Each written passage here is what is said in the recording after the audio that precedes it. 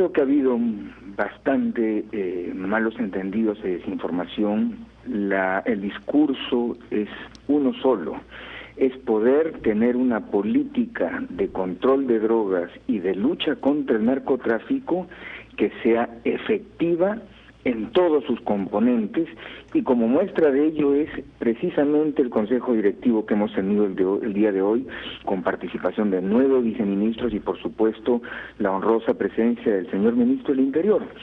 Nosotros desde DEVIDA lo que hemos hecho es compartir los componentes que consideramos serán los lineamientos básicos destinados a tener una política integral, sensata, que funcione en todos sus componentes. Pero eso incluye erradicación. Por supuesto, por supuesto. Y a diferencia, si me permite, Patricia, sí, a diferencia del pasado, lo que queremos es que la erradicación que se haga en el territorio nacional sea para siempre, no se disperse a nuevas áreas de la Amazonía, trate de provocar la menor cantidad de conflicto posible, sea sostenible en el tiempo y permita que a los productores que han sido sometidos a esta medida administrativa se les atienda con recursos, con planes de contingencia.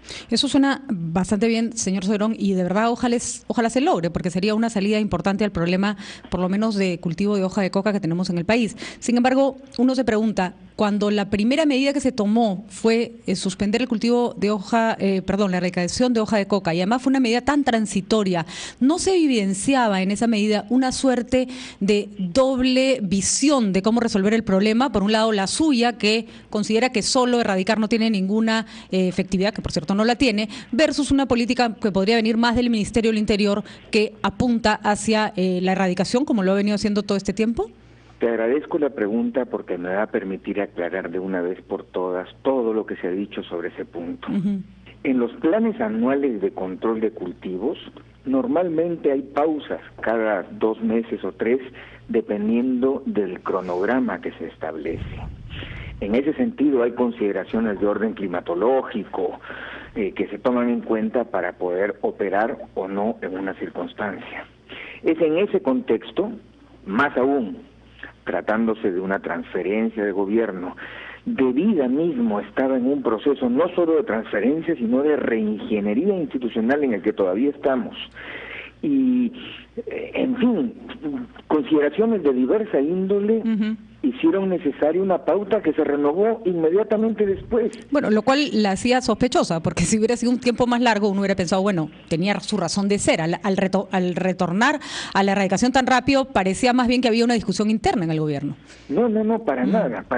Era un asunto de simplemente señalar cuáles son las consideraciones que se deben de tener para hacer de la erradicación una política consistente del Estado. De acuerdo. Ahora, hemos escuchado grabaciones de conversaciones privadas suyas con representantes cocaleros en que usted defiende el hecho de que va a tratar de que se pare la erradicación. Y yo he insistido desde acá, y creo que muchas personas lo han hecho desde distintos puntos, que esa política no tiene que ser precisamente mala. No es ni buena, nadie necesariamente tiene la razón, pero lo cierto es que el gobierno o toma una vía o toma otra. Y lo que prometió el señor Ollantaytamala en campaña es distinto a lo que ha tenido, o el camino que ha tenido que tomar una vez que ha asumido como presidente. ¿Cuál discurso es el que va a primar? ¿Cómo puede usted compaginar lo que usted ha defendido toda su vida y aquello en lo que ha creído con una política de gobierno que podría ir en contra de esas ideas? Mira, los que quieren ver doble discurso son aquellos que tienen o un doble discurso o pretenden achacarnos eso. Sinceramente, el objetivo fundamental en materia de cultivos de coca es que en este país hay demasiada área sometida a los cultivos de coca. Así y el segundo punto es que en los últimos 10 años no ha funcionado la política de erradicación porque no ha permitido reducir el área. Entonces, como conclusión, lo que debemos hacer, y eso es parte del discurso del señor presidente durante la campaña, es parte del plan de gobierno, de la estrategia y ahora de los lineamientos que hemos planteado a los viceministros, es hacer de la erradicación una política permanente y eficiente. Hemos señalado a los señores viceministros como, por ejemplo, aparte del área, que en sí, el área sometida al cultivo de coca es un problema, el otro problema es el de la productividad de droga. Ahora no se necesita tanta área para producir cantidad de droga. Así es, porque por hectárea da mucho más, ¿no?